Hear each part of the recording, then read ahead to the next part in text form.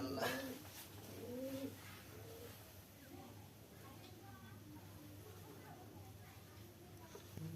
কত খারাপ।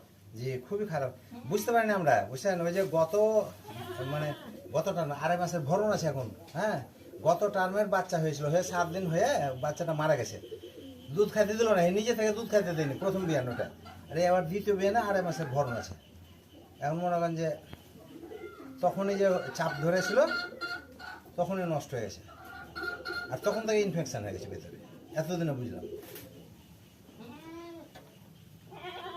টেনে ভালো লাগবে না?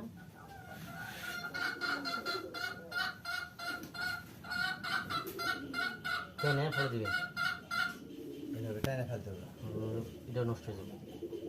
এটা এখন আছে, ভালো আছে, এটা ভালো আছে। আলহামদুলিল্লাহ। আল্লাহ, বাচ্চা হলে তো খাইতে পারবে।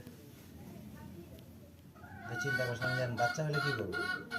এক ভাই আবার ছাগল পালে, আপনি চিনবেন? দুধ আছে, দুধ আছে, ছাগলের দুধ আছে। হ্যাঁ, ছাগলের দুধ বাইরে হয়েছে না? এবার ওই যে দেখতে 15 দিন ধরে হয়েছে।